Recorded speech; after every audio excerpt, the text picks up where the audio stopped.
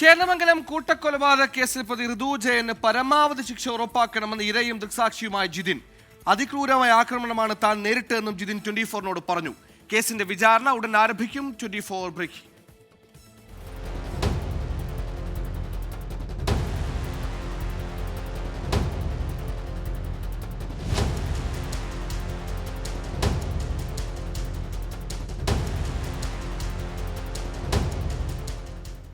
മൂന്നര മാസത്തെ ആശുപത്രിവാസത്തിന് ശേഷമാണ് ജിതിൻ സാധാരണ ജീവിതത്തിലേക്ക് തിരിച്ചെത്തിയത്.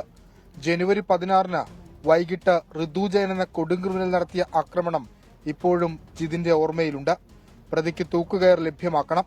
ഏറെ നാളായി തർക്കം നിലനിന്നിരുന്നെങ്കിലും കൃത്യമായ ആസൂത്രണത്തോടെയാണ് പ്രതി കൊലപാതകം നടത്താൻ എത്തിയതെന്ന് ജിതിൻ 24-നോട് പറഞ്ഞു. ഇവൻ നേരെ കയറി വന്നിട്ട് അകത്തോട്ട് കയറിയത് ഞാൻ റൂമിലേക്കായിരുന്നു.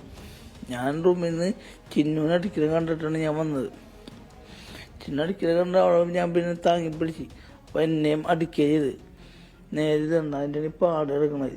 ജിതിന്റെ മകൾ ആരാധ്യയാണ് കേസിലെ പ്രധാന സാക്ഷി.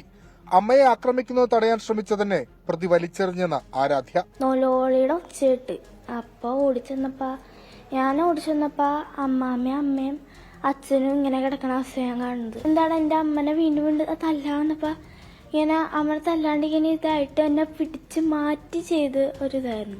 ഒരു കാര്യം ഉറപ്പാക്കാൻ നല്ല വെളിവും ബോധവും ഉള്ള ഇതിലാണ് ചെയ്തേക്കണേ. പ്രതിപക്ഷ നേതാവ് വി.ഡി. സതീശനും ചേന്നമംഗലം പഞ്ചായത്തും നാട്ടുകാരും സംയുക്തമായാണ് ജിതിന്റെ ആശുപത്രി ചെലവ് വഹിച്ചത്. ദുബായിലായിരുന്ന ജിതിന് ഇനി തിരികെ ജോലിയിൽ പ്രവേശിക്കാൻ ബുദ്ധിമുട്ടാണ്.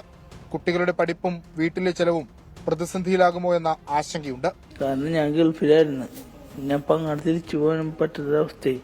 ഈ ഒരു സൈഡ് മൊത്തം തളർന്നുപോയി. ഇന്നത് റെഡിയാകുമെന്ന അറിയില്ല. നല്ലൊരു ജീവിതമായിരുന്നു. അത് നശിപ്പിച്ചാൽ സത്യം പറഞ്ഞു കഴിഞ്ഞാല്. കേസിൽ അന്വേഷണ സംഘം 292 പേജുള്ള കുറ്റപത്രം പറവൂർ കോടതിയിൽ സമർപ്പിച്ചിട്ടുണ്ട്. സ്പെഷ്യൽ പബ്ലിക് പ്രോസിക്യൂട്ടറെ നിയമിച്ചാൽ വിചാരണ ഉടൻ പൂർത്തിയാകും. സന്തോഷ് ശേഖർക്കൊപ്പം വിഷ്ണു സുരേഷ്, 24.